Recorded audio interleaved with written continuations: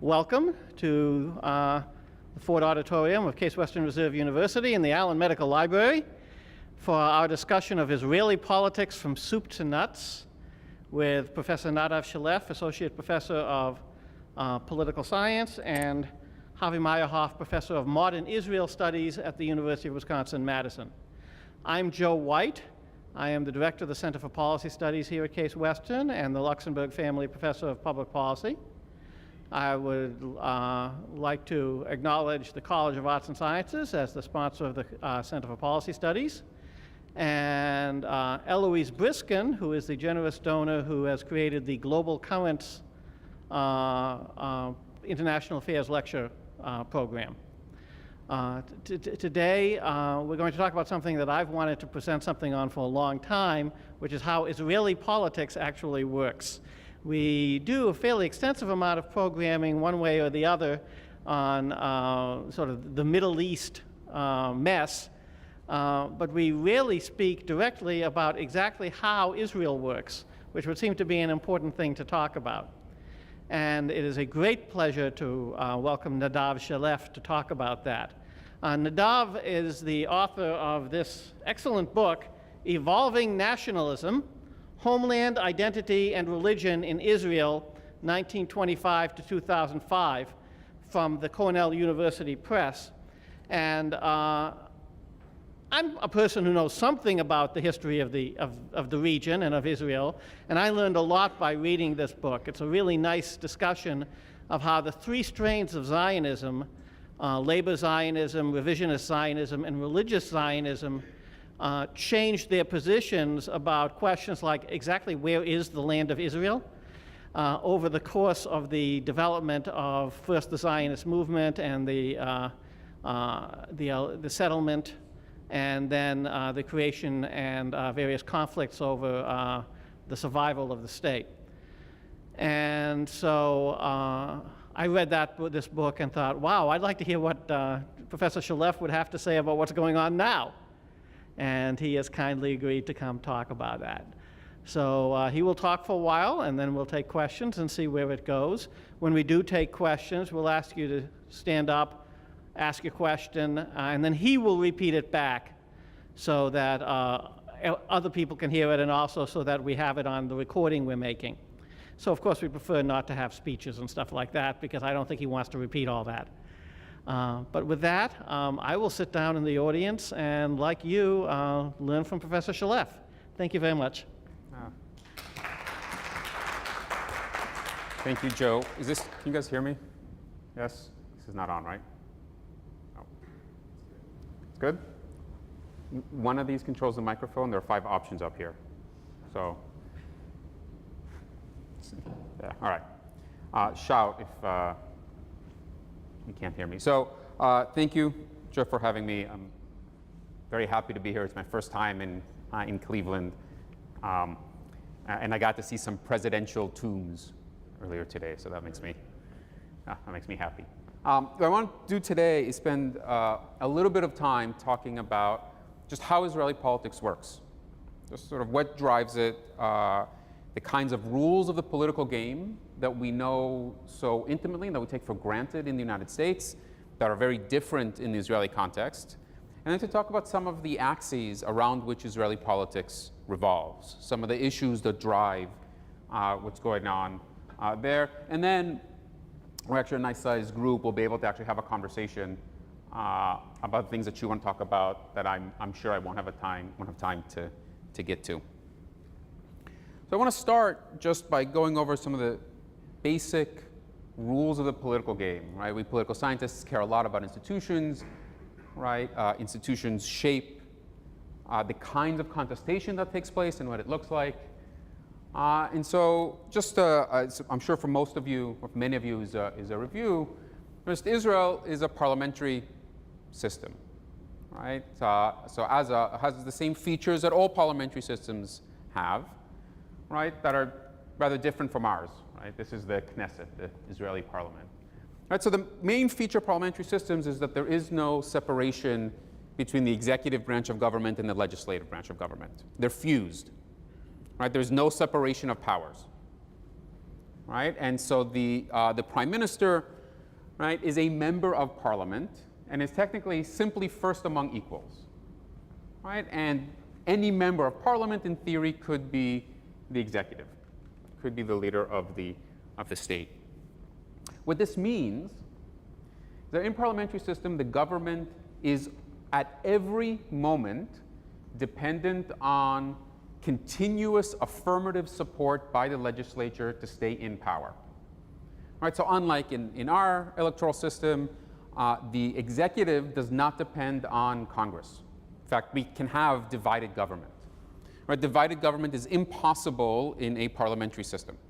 As soon as the prime minister loses the support of parliament, the government falls, you have new elections or the selection of a new executive from within the same parliament, depending on the situation. Right? And so no separation of powers, right? Continuous dependence on legislative support, and we'll see why this matters as we go through the sort of nuts and bolts of Israeli politics. The other aspect of it is how the elections are actually conducted. So the entire country of Israel is a single electoral district with 120 representatives. Right? And so people, when you go to vote, here's an image of the ballots in an election a few years ago. You pick one of these pieces of paper that you put, each piece of paper stands for a political party. It has the name and a symbol associated with a political party. You take this piece of paper, you put it in an envelope, you seal the envelope, and you put it in a super secure cardboard box where it's later taken to be counted. Right? So Israelis, in Israeli elections, they vote for political parties, not for individual candidates. Right? So it's what political scientists would call a closed list system, which means that the voters don't select who's on the ballot. Right? So when you vote for this particular party, the party presents the voters with a list ahead of time, usually of 120 people, and it says, if we get all of the votes in the country, that is, if we seat 120 people, this is who they're going to be. And if we get 10% of the vote, we're going to get 10% of the seats, roughly, and so here are the 12 people that will go in. So voters don't actually know exactly who's going to end up in the Knesset when they vote. Right? It really depends on how the vote turns out and how far down the list of each party you go. So after every election, there's a big mad rush to get to know the backbenchers. Right? Number 33 on a particular list, or 27, nobody's heard of, who happen to be placed on that list. Now what this does, systems of proportional representation in which power is allocated in some proportion to the vote. Right? So us, we don't have that. We have a winner-take-all system. Whoever wins an election has 100% of the power. Right? You're the loser in the last elections to Congress in the district here. I don't happen to know who it was, but that loser has 0% of the power. Right? Whoever your representative is has 100% of the power. Right? In a system of proportional representation, each party gets a certain proportion of the power in parliament. What this does, or one of the features of systems like this, is that there are lots and lots and lots of political parties. Right? Because in the United States, if you want to get into office, most of the time, you have to join one of two parties. Right? We expect that too when you have a system like the United States to have a tend towards two dominant parties. In a system of proportional representation, as you'll see here, lots and lots of political parties running for office.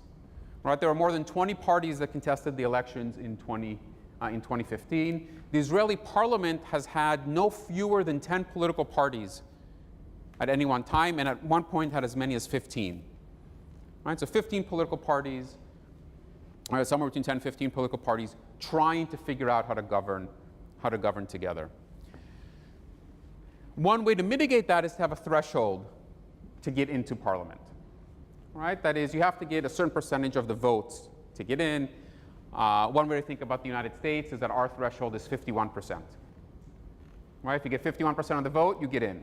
If you get less than, or 50.1, if you get less than that, you don't get in, right?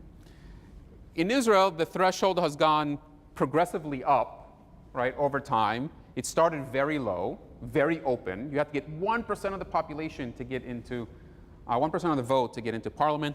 Now it's at 3.25%. You might ask, why 3.25%?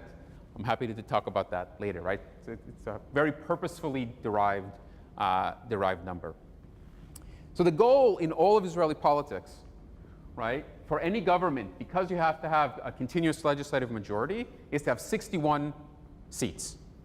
61 members of parliament, 61 members of the Knesset have to support you always. And as soon as you have 59 or 60, which sometimes happens, right, you're out, right? And somebody else becomes prime minister. So all of Israeli politics is organized around at least domestic politics, around the attempt to get 61 members of parliament to support you and to maintain the support of 61 members of parliament. All right. These are all the parties that ran in 2015. Right? In this election, right, you had to get 138,279 votes to get one member of parliament, right? So this list, these 25 parties represent sort of all of the things about parliamentary systems that we see. Lots of parties, lots of really small niche parties. The Green Leaf Party up here, oh, it's not as well, you see, is my student's favorite party. It is not an agricultural party, right? They're a single issue party for the legalization of marijuana in Israel, right? Got 47,000 votes. The party just above them, Together, is a far-right, xenophobic religious political party, right? That was 13,000 votes shy of making it into parliament, right? So they are not in. Right? They're standing on the outside. Yeah. The top parties are ones that made it over the threshold and got into Israeli, got into parliament. The goal of, so what happens after an election is the Israeli president, who is analogous, whose political role is analogous to that of the Queen of England. That is, the president of Israel has very little real power. They can pardon people, sort of pardon convicts, which is getting to be an increasingly important part of Israeli politics. That's one thing they have. The other thing they have is they get to select who of these parties, which member of parliament actually tries to form the government. Right? So you have this election. There's no rule about that. It is not the case that the largest party automatically forms the government. It's whoever the president of Israel designates to have the first go of it. Whoever can come back to parliament and get 61 members of parliament to support it. This is this is just the top, the parties that made it into parliament. In green is the government that Benjamin Netanyahu formed after the 2015 elections, right? So you'll see, right, the Likud won the elections, was the biggest party. It's about 23% of the 23% of the vote. The Zionist Union is a left of center mass political party that used to be the labor movement allied with another party. The Joint List is an Arab political party that is formed of an alliance between Palestinian nationalists, communists, and Islamists, right, who are all cohabitating in a single political party. They're the third largest party in Israel. There is a future, and all of us are new political parties, although there is a future's second election. They're relatively central political parties based on individuals on their heads. The Jewish Home is a religious nationalist party. Shas and United Torah Judaism are ultra-Orthodox political parties. We'll come back to these too. Israel's Our Home is a right-wing populist party, and Meretz is a sort of social democratic party in Israel. The Green, right, added up to Netanyahu's government. 61 squeak in. 61 is a very unstable number. Right? It's unstable because if any one of these characters has a cold and stays home during a vote, the government falls. Right? Or goes out of town. Right? And the opposition doesn't play nice. Right? Or, as I was actually reading in the newspaper today, the Minister of Health says he's not going to support the government in any votes until the budgets they promised him are allocated. What that means, if you have 61, all of a sudden you no longer have a majority. Right? And the government falls. Right? So Netanyahu worked very, very hard to add Israel Our Home to the government. So today's government has 67, which is not very stable, but more stable. It certainly means that these parties have no power. Right? Because they could leave the government and the government would still be there. Once you get to the bigger parties, they can actually make demands. Because if they abandon the government, right, the government will fall.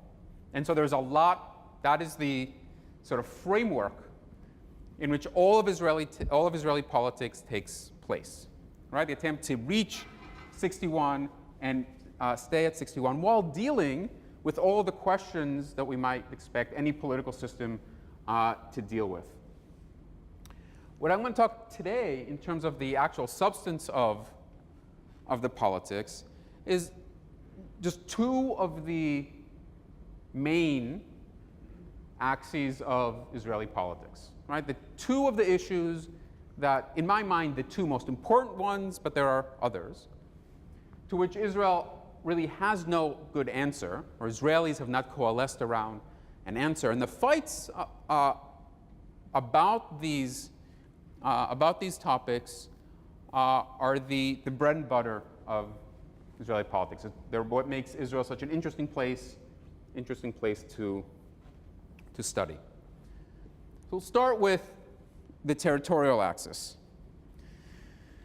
The basic question of Israeli politics, the one question that organizes almost everything else, is what should Israel do with the territories that it conquered in 1967? When the war between Israel and its neighbors was over in 1949, Israel and its neighbors sat down in Rhodes and drew a whole bunch of armistice lines. Right? This is in these map here, right? Denoting where the armies of each side stopped. Right? Some of you may know of the green line separating what we now call the West Bank from the rest of Israel. It's called the Green Line because the line was drawn in green marker, right, during these negotiations. So very creatively named the Green Line. In 1967, Israel conquers the West Bank, the Golan Heights, the Gaza Strip, and the Sinai Peninsula during the Six-Day War in 1967. It has since returned the Sinai to Egypt. In 2005, it withdrew from the interior of the Gaza Strip. And the territorial question today in Israel revolves over what should Israel do with the West Bank, right? Including East Jerusalem. Though most Israelis don't usually include East Jerusalem in the conversation about the West Bank. Most of the time, when people talk about the territorial question in Israeli politics, so they use an ornithological metaphor, right? With hawks being opposed to making any concessions on territorial issues, and doves being supportive of making concessions on territorial issues. I'll use the same metaphor, but I actually want to open it up a little more and suggest to you that it's more useful to think of Israeli politics as divided into at least 4 groups and not 2. Right? That is, not all hawks are the same and not all doves are the same. And they basically break down along the same lines into those motivated by ideological considerations and those motivated by pragmatic, usually security considerations. So ideological doves, I should actually have it reversed, are those who think that Israel needs to get out of the West Bank because getting out of the West Bank is the right thing to do. It doesn't matter what the consequences are for Israel. It is religiously the right thing to do. It is ethically the right thing to do. It's morally the right thing to do. Consequences are secondary.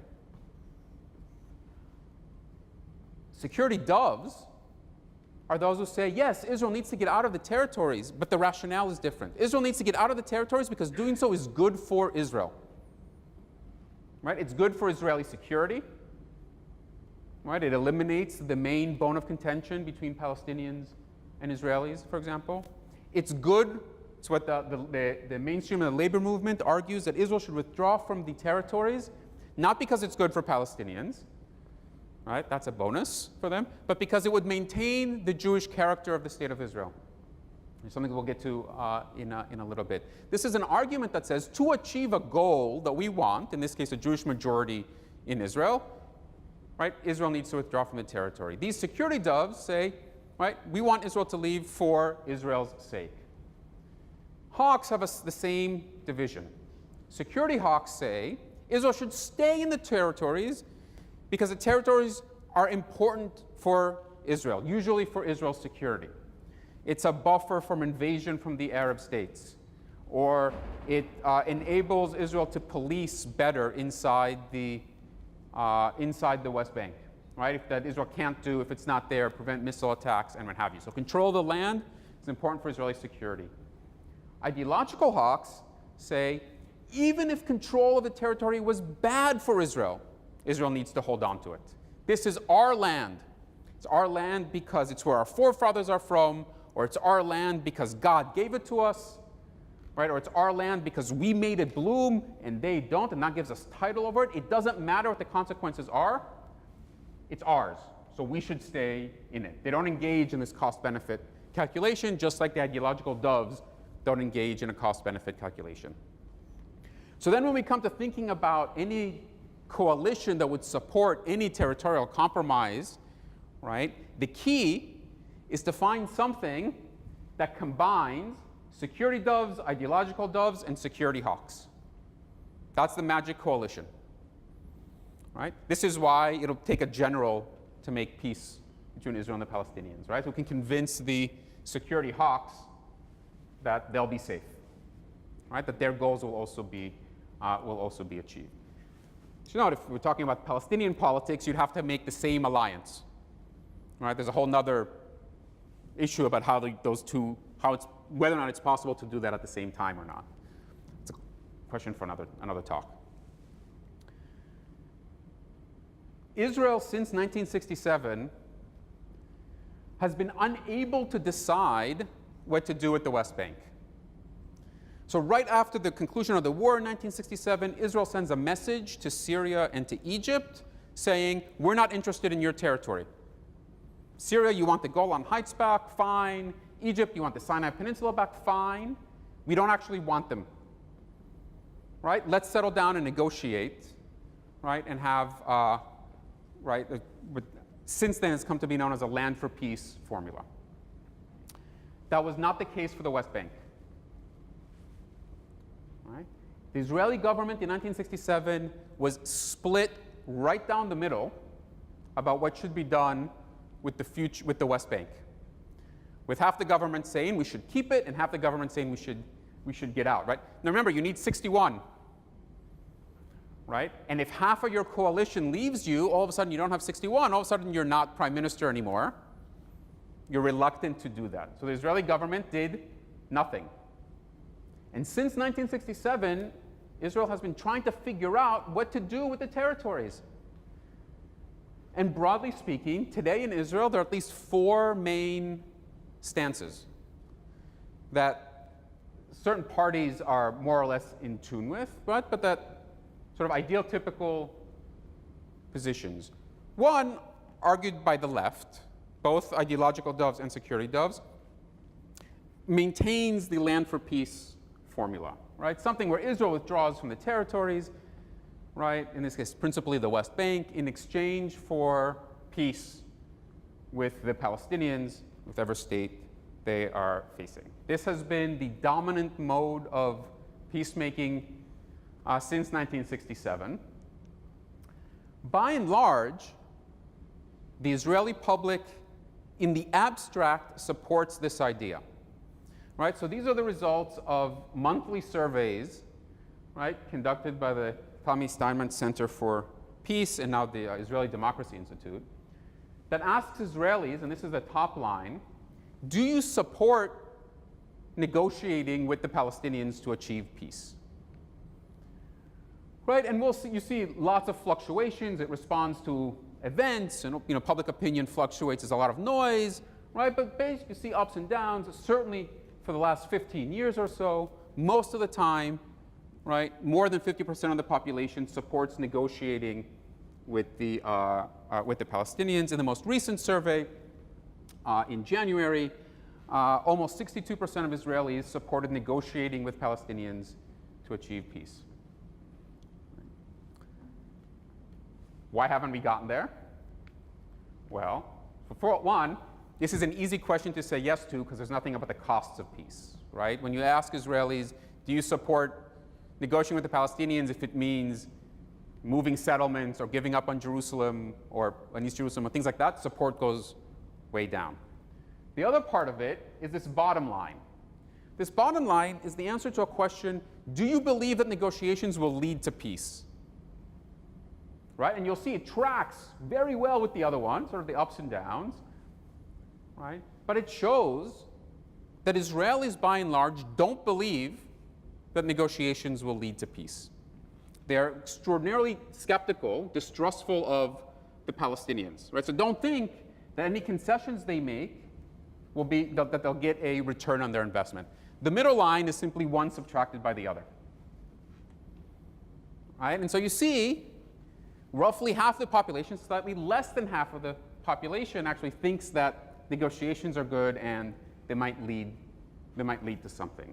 So in the most recent survey, almost 62% of the population supports holding negotiations, but only 24% of Israelis believe that negotiations would lead to peace. Right? So if you're a politician and you look at that, you know exactly what you want to do, right? You want to have negotiations, but not have them lead anywhere. Right? This is what this tells us. This is one of the reasons that the Oslo peace process failed. Right? That this trust gap could not be overcome as a result of it. It's one of the reasons why the land for peace formula in Israel is not so popular anymore among politicians. Right? Very, very few, even on the left, articulate an outright land for peace formula. On the other side of the political spectrum are those who say, no, rather than withdrawing from the territories, we should annex them. Right? We should take the West Bank and make it part of the state of Israel. One of the big drivers of this is the post-1977 settlement project. Right? I say post-1977 because Israel's actually experienced two distinct kinds of settlement projects in the West Bank. From 1967 to 1977, while the Labor Party was in power, it was guided by something known as the Alon Plan, or they called it the oral Torah that they never formally adopted but worked by, where they settled in these sort of in the striped hatched locations, right? They avoided settling in Palestinian population centers. They settled around Jerusalem and in the Jordan Valley in areas that they thought were strategically important. Right? That's these areas here. In 1977, when the Likud came to power, together with the religious Zionists, they changed the settlement strategy. Right? So the settlement strategy that leads to settlements here, which are the blue. All the blue circles and the blue shaded areas are settlements in their associated territory. It is a strategy that Ariel Sharon, who came up with it, called the ladder plan. Right? And you kind of see it kind of looks like a ladder. The idea was to bisect the West Bank so that it would be impossible to have a contiguous Palestinian state. And Sharon was quite open about the end goal of this settlement strategy. Right? And so the settlements here are in the hearts of Palestinian populations, right? Intended to make withdrawing from the territory difficult for any future state of, or for any state of Israel, and creating a population that has a vested interest in maintaining Israeli control over the West Bank. So these folks who want to prevent the emergence of a Palestinian state, usually but not entirely ideological hawks, right, face a problem. Right? They want to annex the territory, but they don't know what to do with the population who lives there. Right? So today there are roughly 2.7 million Palestinians in the West Bank. Right? And so the challenge faced by those who argue that Israel ought to annex the territories is what to do with them. And generally speaking, they face a trade-off between, or what people in Israel call a trade-off between demography and democracy. Right? You can annex the territory, right? As Golda Meir said, right? Everybody wants the dowry without the bride. Right? You can annex the territory and not give the population political rights. Right? But then you have the situation where Israel has a very, very large number of people under its control or formerly part of the state with no political rights, right? Not a democracy, right? Or you annex the territory and you give them political rights, which, for example, is the position of the current president of Israel, right, who is a liberal, smaller liberal, right? So he's on the right, free markets, that stuff, but wants Israel to annex the territories and give them all political rights. Historically, from the Zionist perspective, what the left of Israel will say is, all of a sudden, you no longer have a Jewish majority in Israel, right? And Israel loses its reason for being, right? As a place where Jews can have control of their own political destiny, right? And so this is why even the annexationists in Israel haven't pushed that forward, or they've become much louder over the last few years. There's some interesting survey data about this that's also fairly recent, right? So this is, again, from last month, I guess now almost 2 months ago, right? That asks, should Israel annex the West Bank? They call it Judea and Samaria. Actually, in the survey, they do use this slash. Right? The West Bank is known in Israel by the right as Judea and Samaria. The actual words that people use are often indicative of their political stance. In Israel, this is a survey that does both. What we see is that a slight majority of Jewish Israelis do not think that Israel should annex the territories. Right? About 53% of Jewish Israelis think or answer some version of no to this question. The number of overall Israelis is much higher, because if you include non-Jewish Israelis, who are 20% of the population, almost all of them think Israel should not annex the territories. Though not all. But then, if you ask people, if Israel does annex the territories, should Israel give political rights? Or what kind of rights should it give the Palestinians who live there? And here, about 61% of the Jewish Israeli population opposes giving political rights to Palestinians in the West Bank if Israel annexes the territory. All right? So it does seem that Israelis are aware of this trade-off and are uncomfortable with the trade-off, but it's not at all clear to me where, if Israel in that position, what they would ultimately decide. So here's one other look at it. It's hard to read because the people who conduct that survey don't make all of their data available, and this is one of the charts they produce. But this is basically the answer to the last question broken down from left to right. Right? The blue says, right, we're going to grant them full citizenship rights. So you notice the further left you are, the more supportive you are of granting Palestinians more citizenship rights. Orange and yellow are, orange is nothing more of what they have today, and yellow is effectively green cards, right? So you can have some civil liberties, you have the right to work, right, but you have no political rights, right? No right to vote. One of the interesting things here is how many people say, I don't know, on the left. Right? You'd expect the more to the right you are, the more opposed you are to granting a national minority rights, right?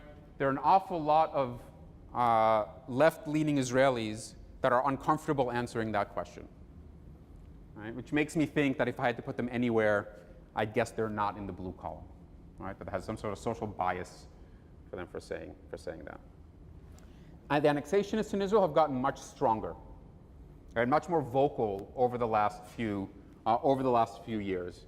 And in fact, since Trump's election, they've seen it as an opportunity to push their agenda forward, thinking that there's no one in the White House to hold Israel responsible. Although apparently Trump phoned Netanyahu earlier today and told him, literally earlier today, and told him, don't do anything stupid. I think was a quote from that conversation, right? Or something to that effect. Right? There's another option. Right? We can't withdraw from the territory, maybe for security reasons, maybe for other reasons. We can't annex it because we face this impossible choice between territory and demography. So let's just draw a line and move beyond it, right? Unilaterally. This was the logic behind the withdrawal from the Gaza Strip, or one of them, right? We're just going to withdraw from the outside of it. It's also the logic behind the construction of the wall, fence, security barrier. It's all of them, depending on exactly where you are looking, right? Where Israel sort of is drawing a border, that is a border, right? It's one of the many militarized, sort of fortified borders around the world. The border is sometimes along the green line. If it deviates, as you'll see here, if it deviates from the green line, it always deviates east, right, into the West Bank, often around significant Jewish settlements.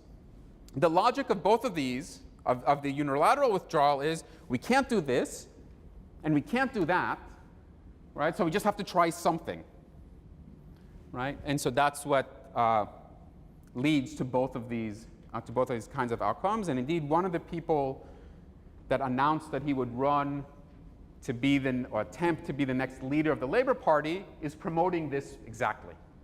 Right? If I'm elected prime minister, if I'm the leader of the Labor Party and I become prime minister, we're just going to draw a line where we think the line ought to be and withdraw behind it. So this is one of the options. Israel did this, or a version of this, in the Gaza Strip. And one of the outcomes was a strengthened Hamas in the Gaza Strip, and with the autonomy to fire rockets over the wall. Right? This wall is intended to stop people. It won't stop tanks, and it doesn't stop rockets. Right? There's a constant cat and mouse game. Right? And so the Israelis have, by and large, come to regard unilateral withdrawal as a bad idea, right? Because you don't get anything for what you give. And so then the final strategy, right, and this is a strategy promoted by Israel's current prime minister, Netanyahu, is indefinite conflict management. Right? I can live, he says, Israel can live with the current simmering conflict.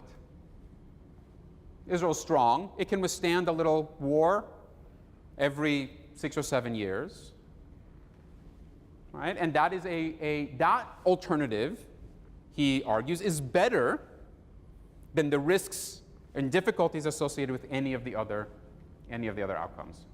Right? So his strategy, right, is not deciding, just keep the status quo going for as long as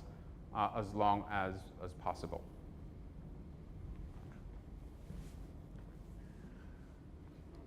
All right.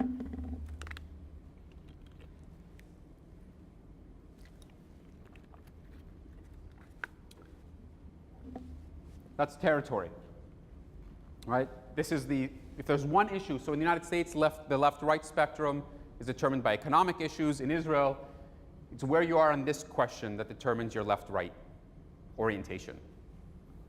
Right? So leftists in Israel aren't Marxists, right? They're doves. Sometimes Marxist doves, but right? They're a different issue spectrum. The other issue has to do with identity. Who are we? Right? We are a nation. Who is part of our political community? I want to take a step back because to talk about why this is such an important issue. All states legitimate themselves, right? We have regimes, we have systems of government, right, that try to get us to do things we don't want to do. Right? It's tax preparation season. Nobody likes paying taxes. In the United States, most of us do it. Or if we were Greek, it'd be a different matter. States want us to fight for them.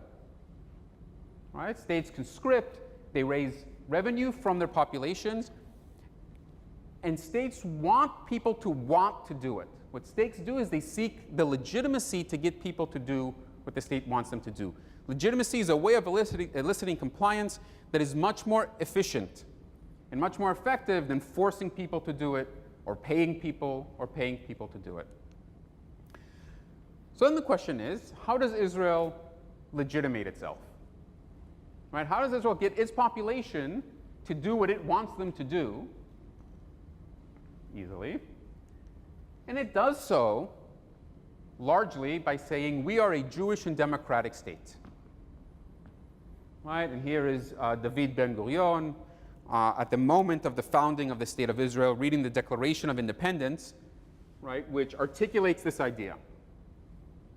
The problem is, or the problem for Israelis, is that nobody can agree, or Israelis have yet to agree, over exactly what it means to be a Jewish and democratic state. They don't agree about what it means to be Jewish. Does it mean ruled by religious law, governed by theocrats, a place where the majority of the population is Jewish, right? Or simply a place Jews can go when there's trouble elsewhere around the world? What about democratic? Right? Is it democratic because it's a sort of a procedural notion? Is it majority rule? Or is democracy what the founders of this country understood so well, which is the sort of core of democracy is not majority rule, but minority rights? Right? And so what exactly do we mean by Jewish and democratic? Israel has never articulated exactly what this means. There are, however, lots of different positions over these, and they in of themselves will revolve around three fundamental identity conflicts inside Israel. Questions about the balance of church and state in society, the divide between Jewish Israelis and citizen Palestinians, right? That is not those in the territories, but those who are citizens of Israel, and then the intra-Jewish ethnic divide between Jews from largely Europe and the Americas and those from the Mediterranean basin and the Arab world. I'm only going to talk about the first because I don't have 4 hours, right? But I'm happy to answer questions about the other two if you are interested. One of the keys is that Israel has chosen different strategies to deal with each of these, right? With very different consequences for the nature of politics around these issues and what they do. So just to give a sense about who we mean in the Israeli context when we talk about the religious and the secular. The religious are actually composed of two groups, each of which is then subdivided. One is the odd ones, Haredim, commonly known as ultra-Orthodox. I happen to take issue with that statement. They're not necessarily more observant than other observant Jews. They'd like to believe so. That's a whole other question. They are differently observant, composed of groups with varying degrees of agonistic relationship to the state of Israel. that vary from Neturei Karta, the sort of guardians of the wall, are a subset of this group that is small but vocal, that rejects the right of Israel to exist. Right? That says the state of Israel is an apostasy. Right? Jewish sovereignty should come about only, should be brought about by the Messiah and not by human hands. Therefore, the state of Israel has no right to exist and should be destroyed. Right? If you go on YouTube, there are lots of clips of this group meeting with Ahmadinejad in Iran at the time, right, calling for the destruction of the state. They're relatively small but vocal. The second group, Agudat Israel, it has a number of political parties that have split off from that, says the state is a state, the state of Israel is a state just like the United States. We could be in Israel, we could be in Cleveland, it doesn't matter. Right? We bear no responsibility for it, it bears no responsibility for us, but we can do business with it, right? We can extract resources from it. Shas is a split off from that second group along the intra-Jewish ethnic divide, right? It is an ultra-Orthodox political party that speaks to Jews from North Africa and the Mediterranean basin. The other religious group are the national religious, right? The religious Zionists, who rather than have an agonistic relationship with the state, think the state is sacred. Right? The state of Israel is God's pedestal on earth. It is the harbinger of redemption. Right? They, unlike the top group, they serve in the military. Serving in the military is a religious obligation, not just a civic duty. Right? So this is a poster from, I want to say, 1973, and the title is, right, so we are guarding and protecting our patrimony. Right? So this is the iconic religious Zionist soldier. Right? So the state of Israel is sacred. The secular are this kind of residual category of people who aren't religious. Right? And there are political entrepreneurs trying to fill it with meaning. There's an institute for secularity in Israel. It's not the only such institute. Belgium has one too. Right? Where they try and actually provide humanist content, or what we would call humanist content, towards this label of secular. In fact, there's a third group in Israel that is neither religious nor secular, but traditional. Right? These are the people who may observe the Jewish dietary restrictions or be regular attendants at a synagogue on Saturday morning, but have no qualms about going to synagogue on Saturday morning, getting in their car on Saturday afternoon and going to see a soccer game. All right, so people who are comfortable with some of each. This is their balance in Israeli society. Right? Secular Israelis are a plurality of society. Together with the traditional, they're a dominant majority. The religious in Israel, all of them together, are a relatively small percentage. And oddly, despite the significantly higher birth rates of ultra-Orthodox and religious Jews in Israel, the numbers have remained relatively constant over time. Right? And so some fluctuation. All right. So this is who we're talking about when we talk about the religious secular divide. And the question Israel has had to face is, how do we include all of these people in our public realm? Right? What should the balance between church and state, in this case synagogue and state, be in our society? And the strategy that Israel has chosen is one that political scientists call consociationalism.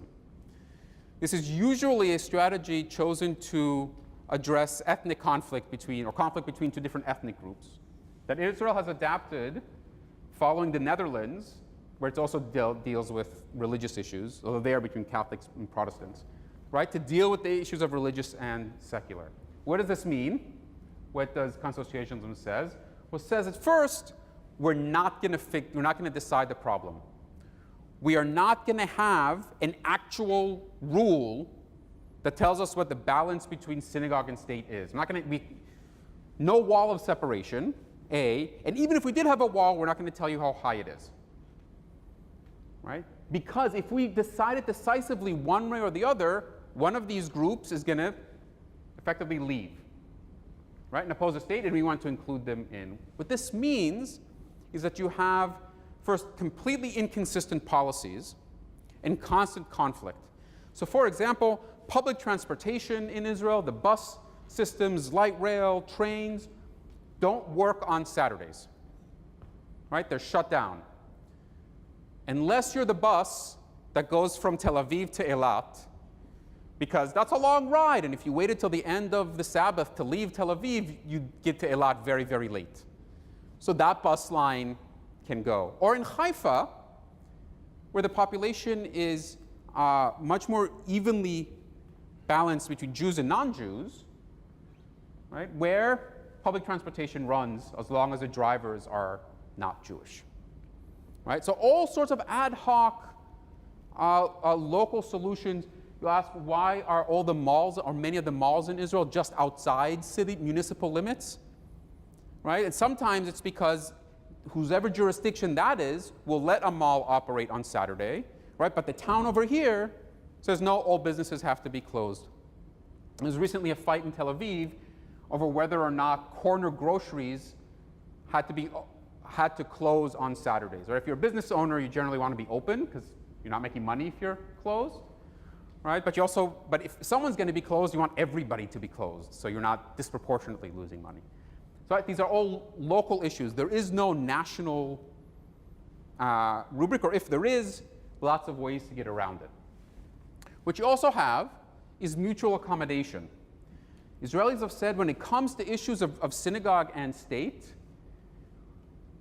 we recognize that there are some things we're not going to do. We're not going to have the secular just decide to separate religion and state. Right? Even in days when the secular were an even bigger majority, right, they refrained from doing so. This is one of the reasons Israel has a system of proportional representation and not a winner-take-all system, a winner-take-all electoral system. But the idea is to give everybody a stake in politics. For winner-take-all, the worry is, in divided societies, Israel no exception, is that the loser just goes home, right? Effectively refuses to play the political game. That leads to civil conflict.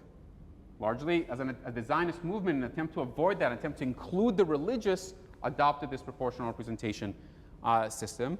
And in fact, almost every government since the establishment of the State of Israel has included the religious in it, even though there's such a small portion of the population. Consociationalism also has mutual veto. Some things, like I said, we're not going to do. We're not going to separate religion and state. You know, the secular are not going to ban the teaching of the Hebrew Bible in public school, right? For example, right? And the religious, for all of their fights over the Sabbath, are not going to shut down the beaches in Tel Aviv, right? There's some things they're not going to do. And then, most importantly, each side there's a sort of autonomy. In context of ethnic conflict, the autonomy provisions of consociational arrangements generally refer to geographic autonomy. So this group, you can have your own state over there. We're going to call it West Virginia, right? And you group have your own state over there. It's called Virginia, right? A way to groups to have their own rules in different geographic locations. Here in Israel, autonomy was adapted so that the autonomy is in issues. So there are some issues in the Israeli body politic that are governed by religious law and some by civil law. So personal status issues, most prominently, are or have been until recently largely directed by religious law. There's some exceptions, lots of pressure to change that. You might imagine what happens in a divorce proceeding. Right? What happens in Israel generally is that the man runs to religious court and the woman runs to civil court. Because each one gets a better deal, respectively, when it comes to the allocation of resources, property rights, right, in those courts.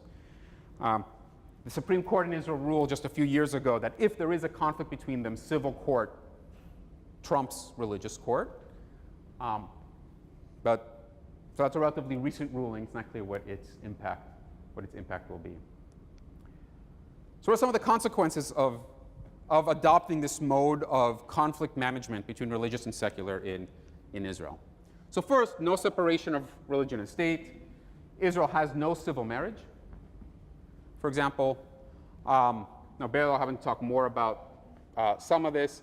Lots and lots of fights over what the status quo means. These are pictures from Women of the Wall, which is a group that says women have a right to pray out loud, reading the Jewish holy books at the Western Wall.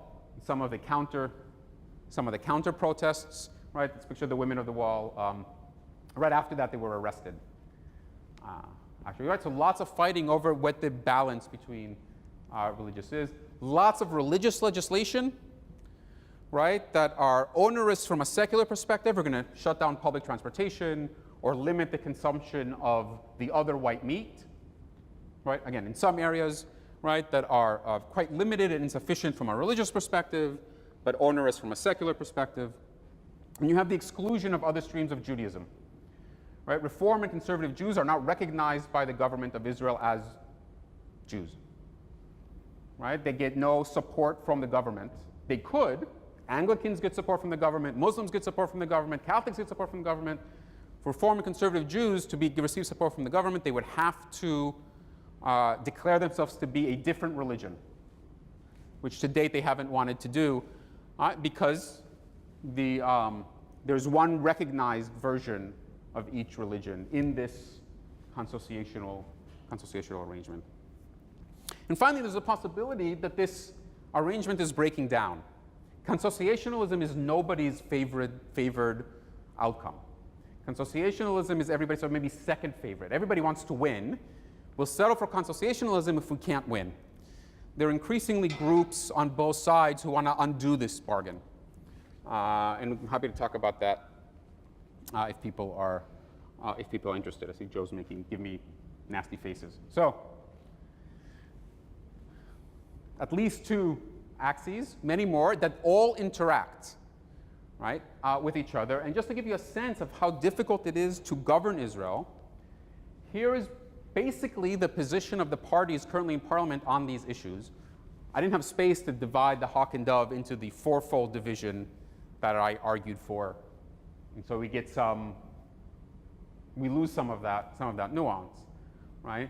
But what you have to do is try and combine these groups that don't necessarily go together. When you add to this the economic fight or between left and right that we would have in this country or on the other issues that I outlined, it gets even a more complicated Rubik's Cube to try and solve. All right, I'll stop here. I'll take your questions.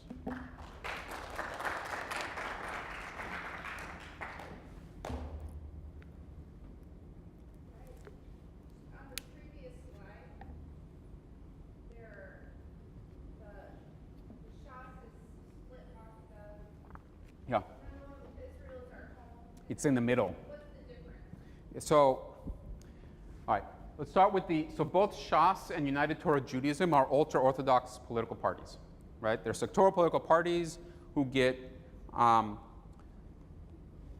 generally represent the interests of these populations. Shas has a class dimension and ethnic dimension too. They are split.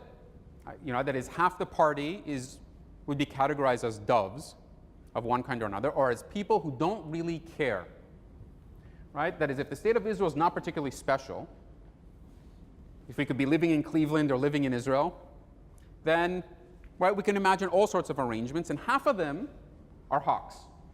So, for example, remember in the beginning that Together party, the sort of far right religious political party, was led by the guy that lost the leadership of Shas to its current leader, Aryeh Deri. And one of the differences between them is on this hawk-dove questions, where Deri has historically been a dove.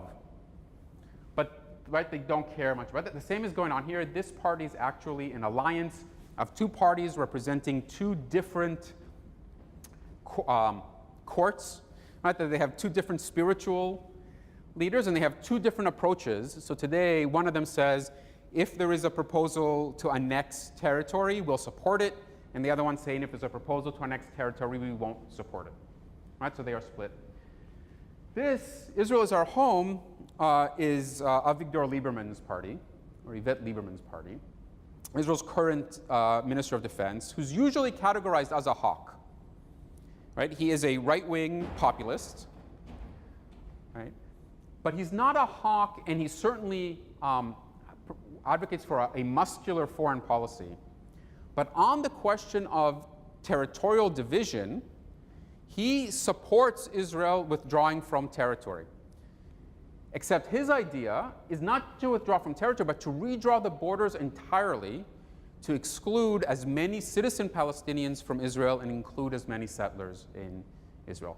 So he says, yes, Israel in theory should withdraw from the West Bank, but it should also withdraw from the little triangle in Galilee. Right? Maybe in exchange for the settlement blocks, right? Which are sort of these big Jewish communities on the border with the Green Line. And so that's why I place him.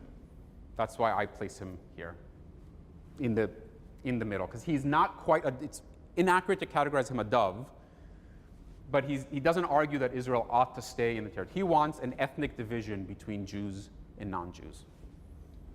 Right, yeah, I'd like to ask one, which is, does anybody suggest just kicking the Palestinians out of the West Bank? Yes. But they are a relatively small group. So I think so many of the people who are let's go back here.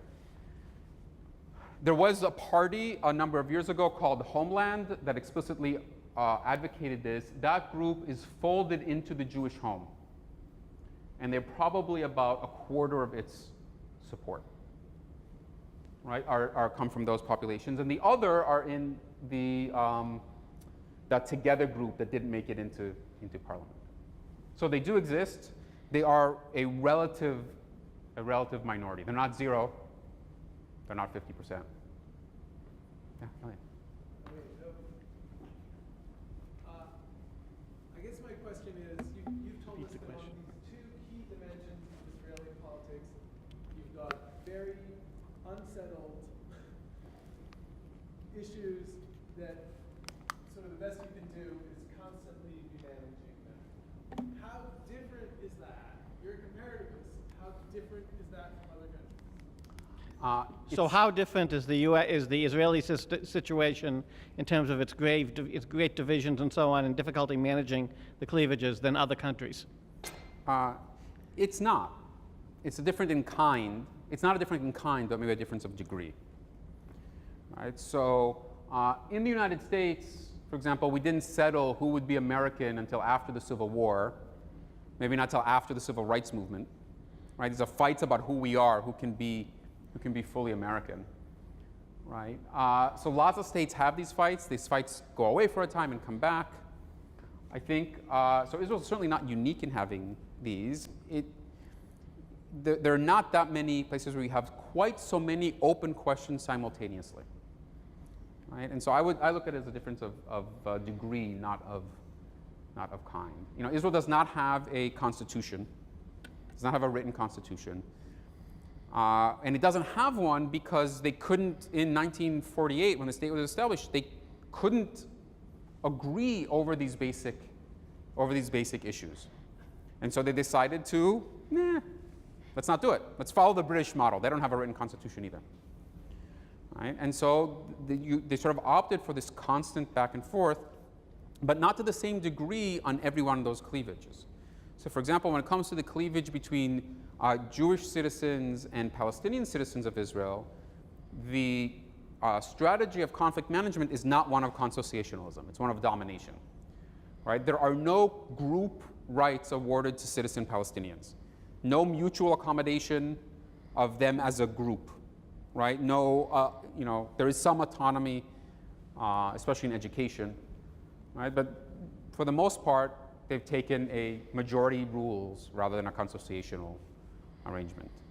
Right? And so there's sort of variety across these issue areas. Yeah. Roger. So what's the impact of American Jewry on all of this? And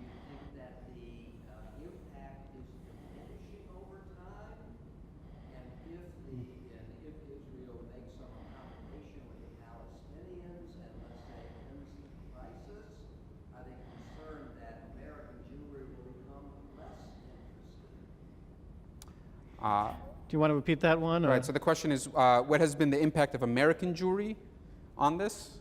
Has it changed over time? And are Israelis worried that Americans will become disinterested in Israel? Kind of a disincentive for solving the problem because as long as there's a crisis, there's going to be. So, right, let's like, I think the impact of American Jewry on these questions is different depending on the question that's at stake. Diaspora Jewry, especially in the United States, has more impact on the identity question than it does on the territorial question. Although the United States has a big impact on the resolution of the territorial question, not necessarily American Jewry. So for example, when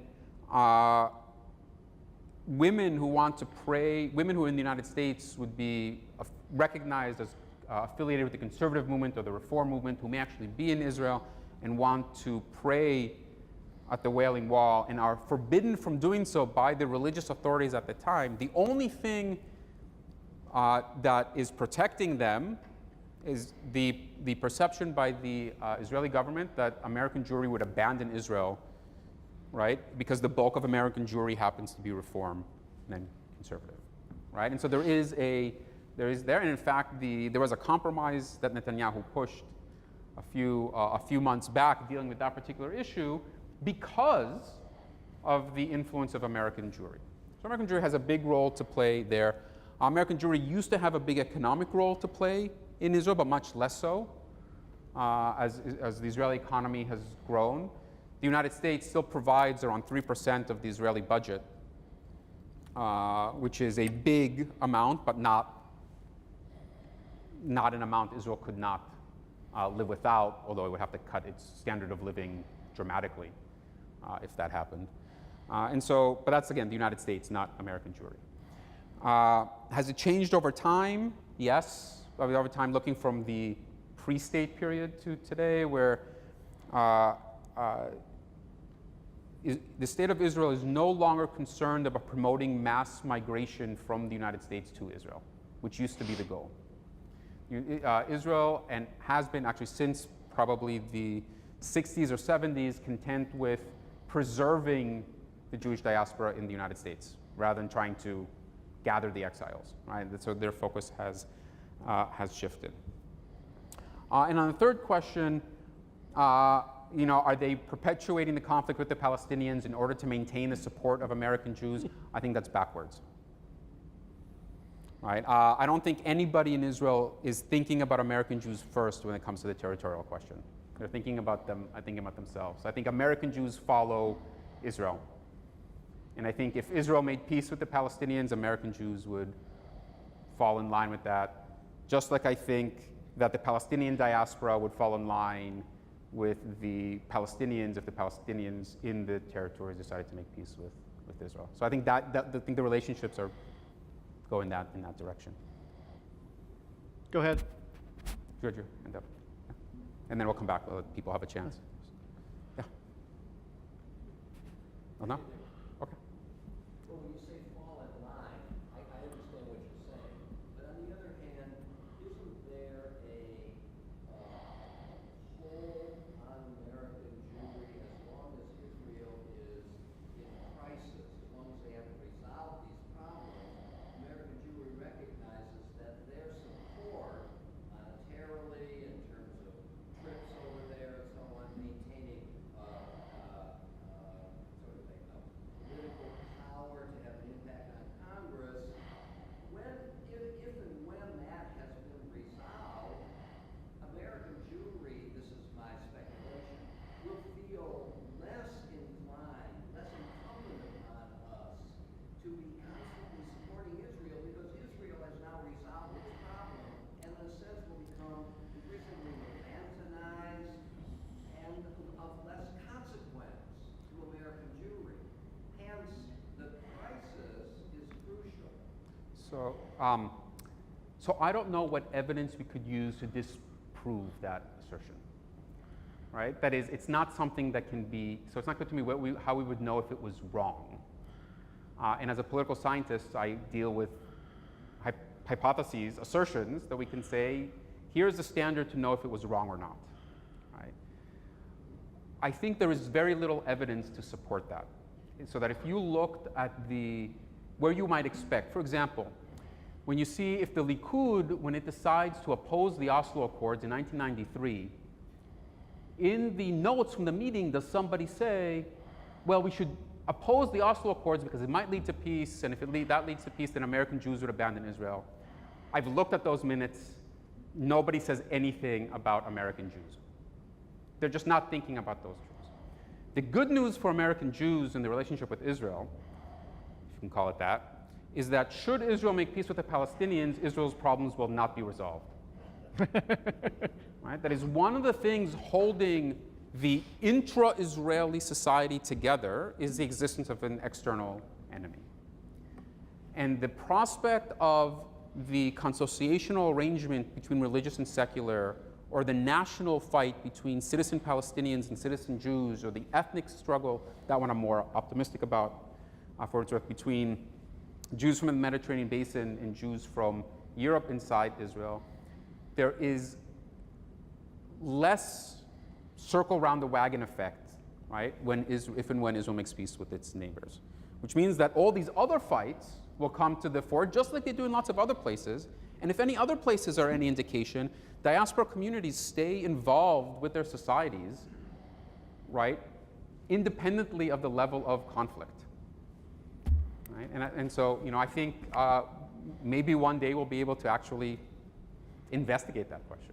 Right? Until then, we speculate. If I can follow up on that just a little, it does seem sometimes as if the party and other divisions within Israel are fought out within the American Jewish community by surrogates as well, though.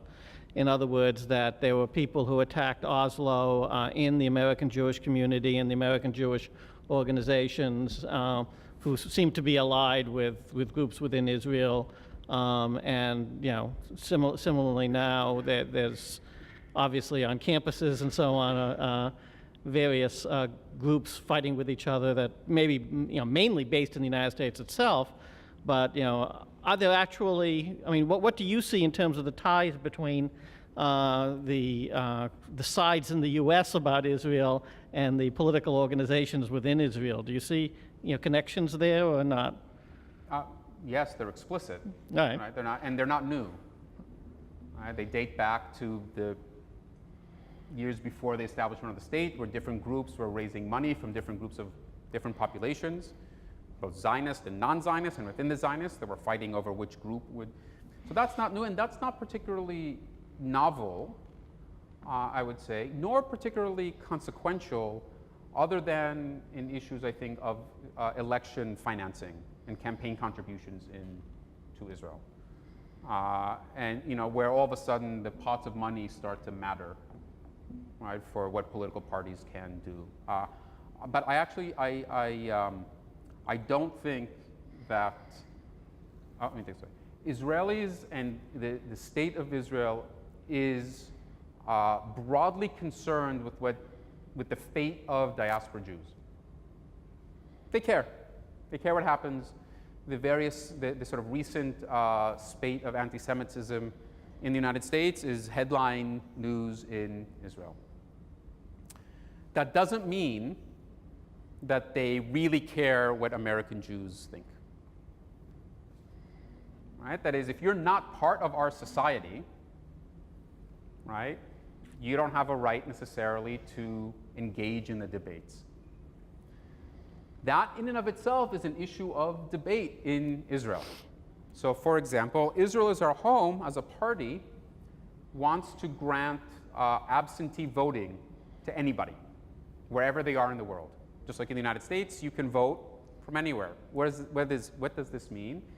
It means that effectively, any Jew anywhere, provided that they went to the Ministry of Interior, paid their fee, right, and declared themselves to be a citizen, would be able to vote, right, including American Jews. That's not the case now. There is no absentee voting in Israel. And so they want everybody to do it. Israel took and Ben-Gurion took a very it was a very calculated decision to not have absentee voting for the elections in 1949. Right? It was undertaken specifically so that Israel would not have to grant the right to vote to Palestinian refugees. Right? And then the question was, the people in the displaced persons camp in Europe, can they vote? Or in Cyprus, can they vote? Right? Versus the Palestinian refugees. And Ben-Gurion said, we'd rather have the Palestinian refugees not vote. Right? And so that's why Israel doesn't have it. That's one of the reasons Israel doesn't extend the right to vote to absentee voting still today. But that part of the issue there is, do we give non-residents a say in our political community, Israelis? By and large, I don't think there's a lot of support for that. Can you say something about something you haven't talked about in this talk? But when I pick up Haaretz or whatever, it seems that a lot of the time, what's going on in Israeli politics seems to involve corruption charges. Even more than in the United States or in Chicago in the 1970s when I was living there or so on. What's going on there with it? It seems like there's a great deal of politics by other means of prosecutions, and I guess so. There's really two issues there. One is the seeming frequency of corruption charges, and the second thing is the relationship of the courts to the rest of the political system, which also seems to be tense, to put it lightly. Okay, I hope everybody brought dinner. Sorry, you've got five or 10 minutes for this one. Sorry. I can't speak to the frequency of corruption. I think we can actually look. That's something that's an empirical question, whether it's more or less than Tammany Hall. There are a number of different explanations for it.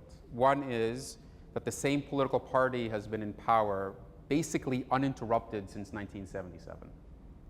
Right? A few years in between, that's a lot of time with access to the revenue streams of government.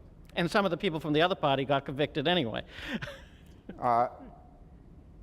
They came from the same place. Right? And so when you're in power for a long time, right, it's hard to withstand the lure of revenue streams and what to do with them. So that's sort of a relatively structural, I would guess, although I don't know, that the longer a particular party is in power, the more corruption there is. Right? But I don't have anything to actually back that up. Just sort of a hypothesis, I would imagine. There is an argument that there are people who argue that there is a culture of illegality that is becoming more acceptable in Israel, that has always been there around a little bit, which was originally based on the idea that some sectors of Israeli society contributed more to the state and therefore were entitled to more of its goodies. This is how Dayan justified the looting that he engaged in on a regular basis, right, of archaeological sites and the like. Not to worry, his collection is now in the Israel Museum. They paid his widow very handsomely for it, right? But he was effectively an antiquities looter. And that's okay because I did what I did to found the state.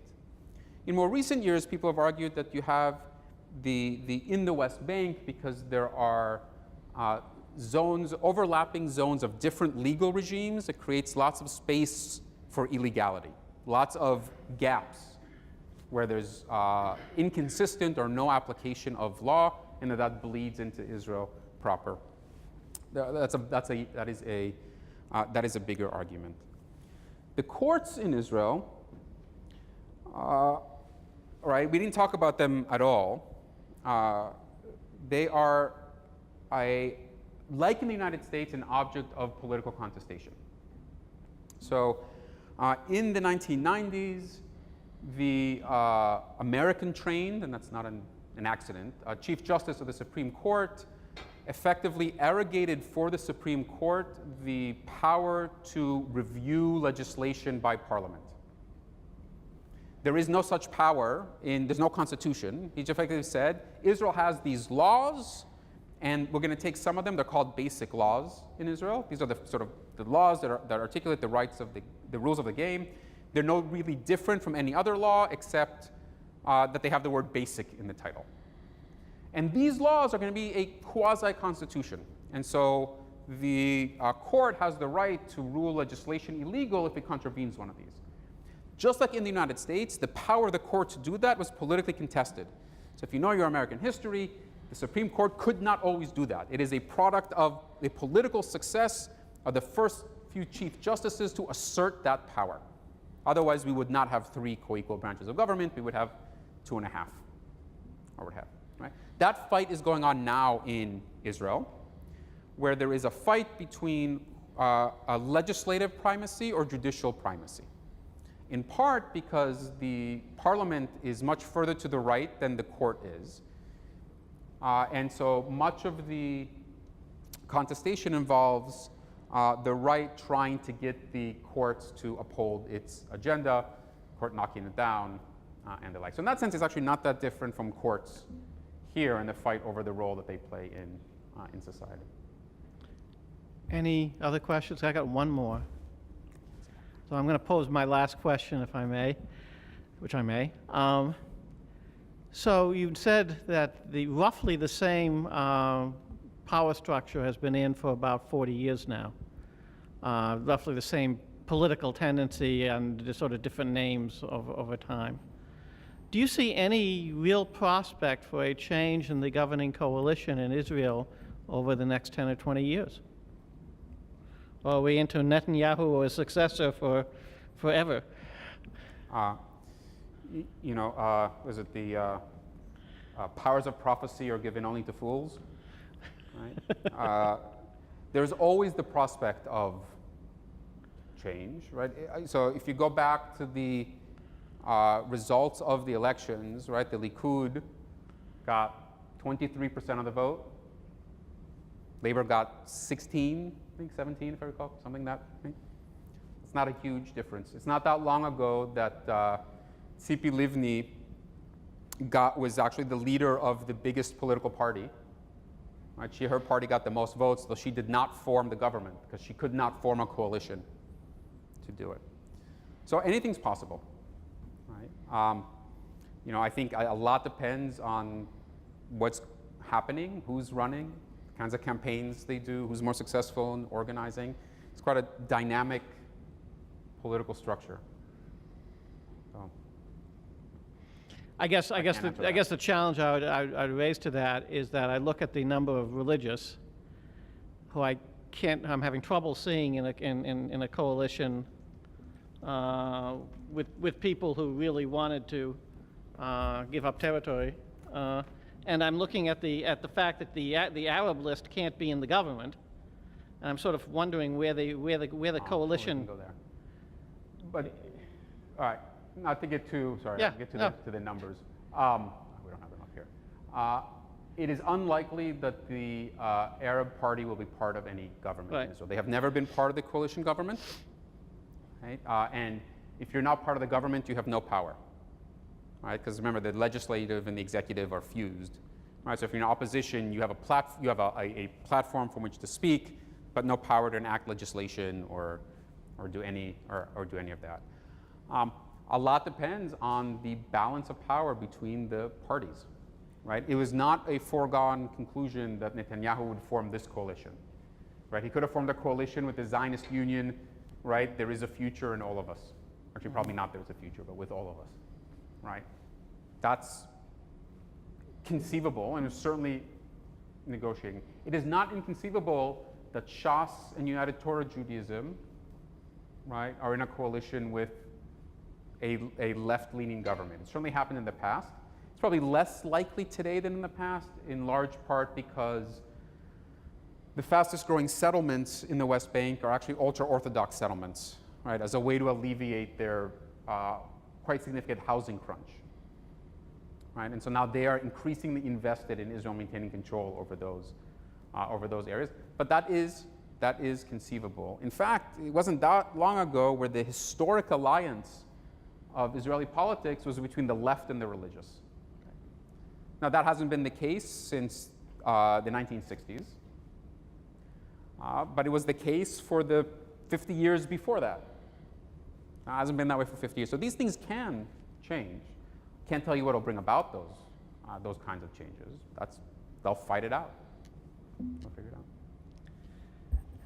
I don't know about the rest of you, but I've learned a great deal today, and I'd like to thank Professor Shelef for that. Thank you.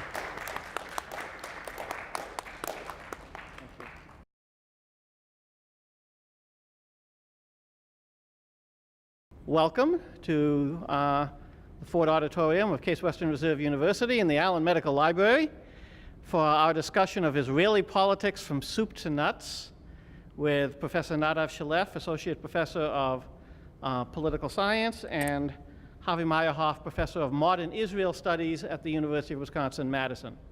I'm Joe White. I am the Director of the Center for Policy Studies here at Case Western and the Luxembourg Family Professor of Public Policy.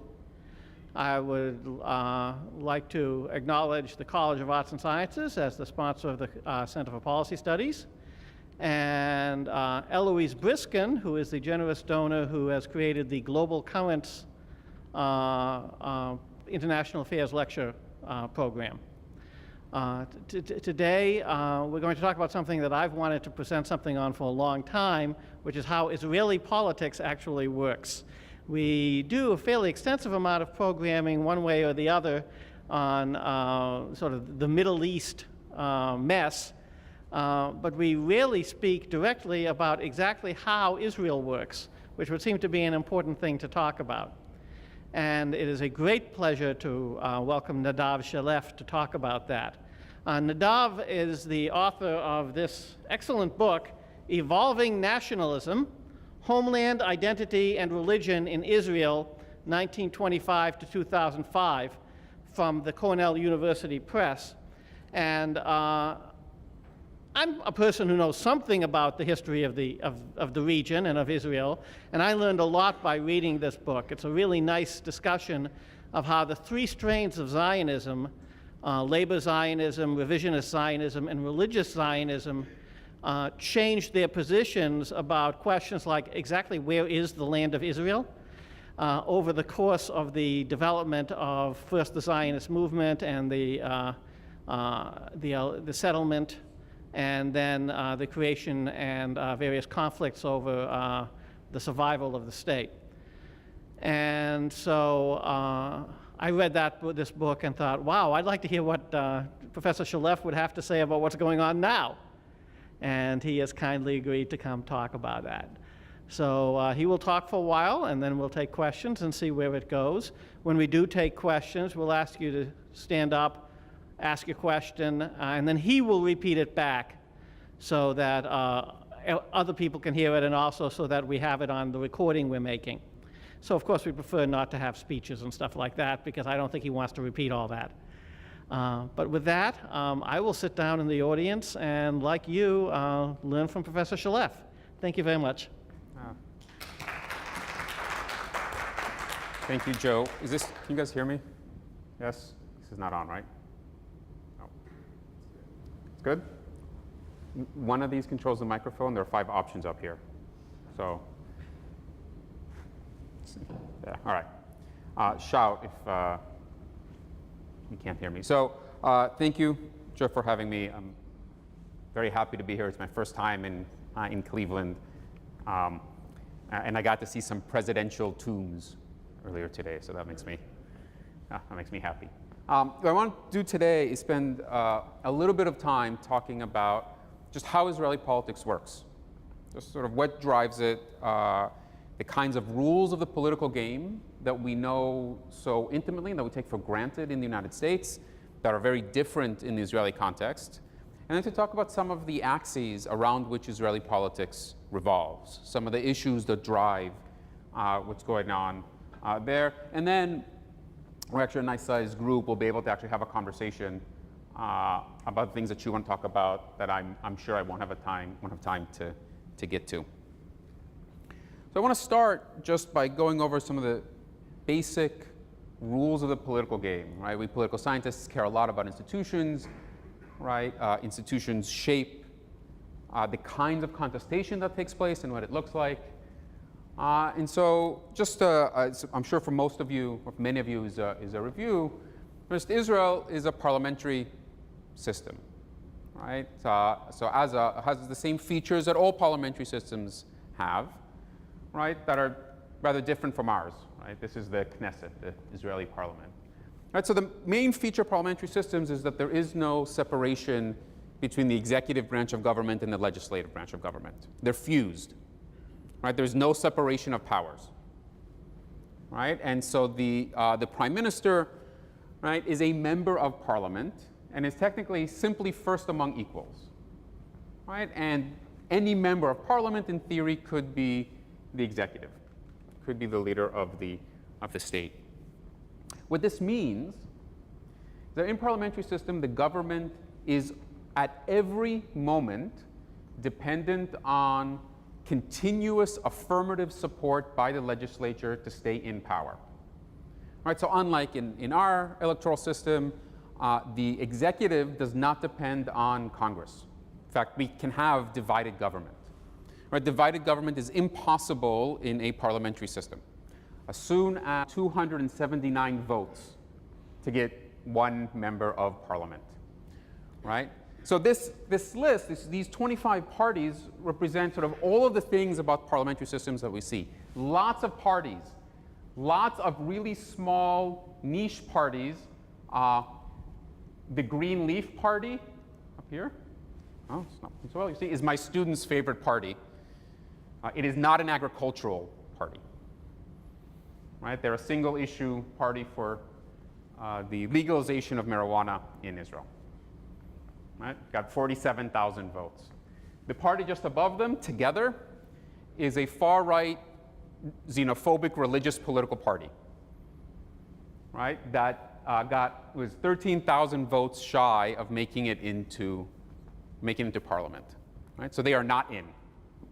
Right? They're standing on the outside yelling. The top parties are ones that made it over the threshold and got into Israeli, got into parliament. The goal of, so what happens after an election is the Israeli president, who is analogous, whose political role is analogous to that of the Queen of England. That is, the president of Israel has very little real power. They can pardon people, sort of pardon convicts, which is getting to be an increasingly important part of Israeli politics. That's one thing they have. The other thing they have is they get to select who of these parties, which member of parliament actually tries to form the government. Right? So you have this selection. There's no rule about that. It is not the case that the largest party automatically forms the government. It's whoever the president of Israel designates to have the first go of it. Whoever can come back to parliament and get 61 members of parliament to support it. This is this is just the top, the parties that made it into parliament. In green is the government that Benjamin Netanyahu formed after the 2015 elections. Right? So you'll see, right, the Likud won the elections, was the biggest party. It's about 23% of the 23% of the vote. The Zionist Union is a left of center mass political party that used to be the labor movement allied with another party. The Joint List is an Arab political party that is formed of an alliance between Palestinian nationalists, communists, and Islamists, right, who are all cohabitating in a single.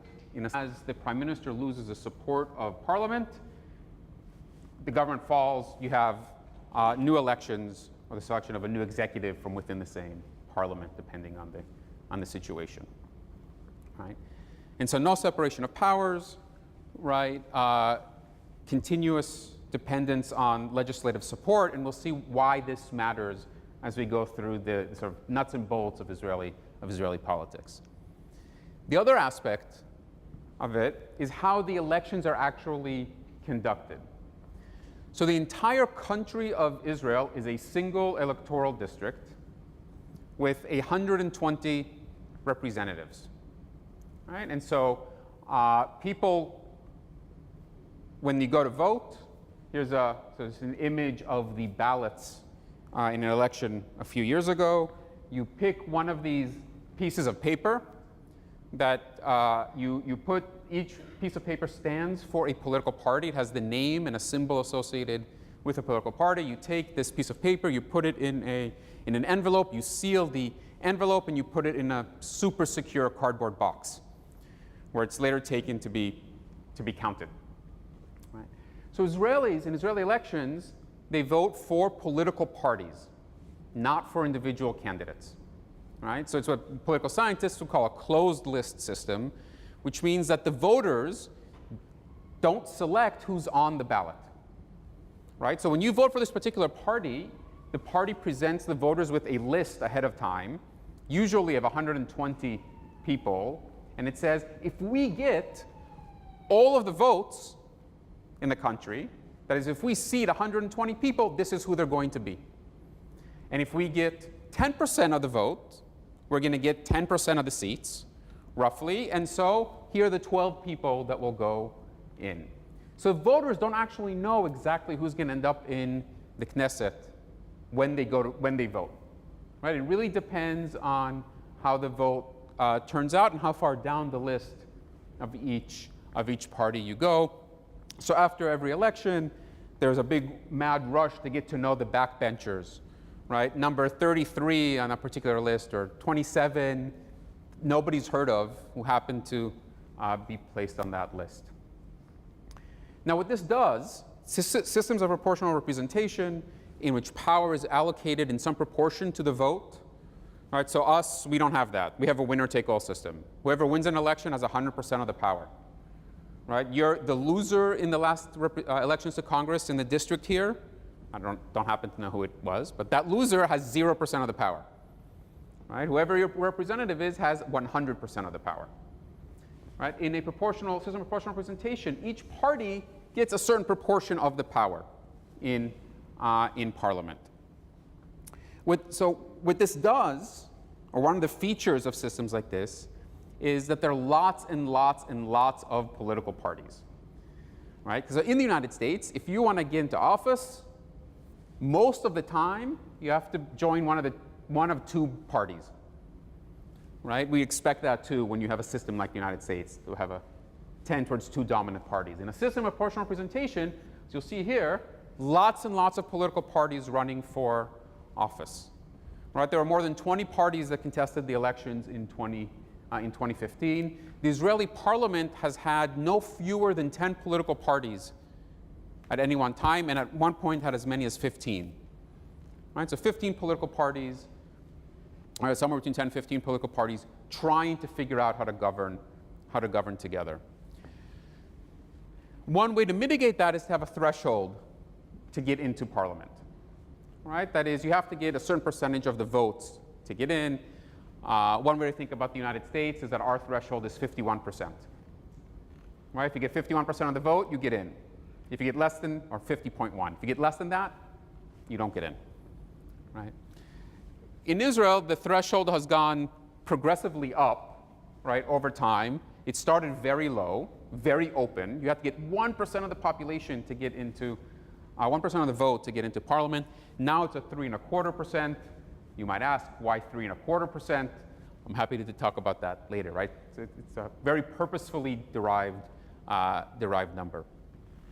So the goal in all of Israeli politics, right, for any government, because you have to have a continuous legislative majority, is to have 61 seats. 61 members of parliament, 61 members of the Knesset have to support you always. And as soon as you have 59 or 60, which sometimes happens, right, you're out, right? And somebody else becomes prime minister.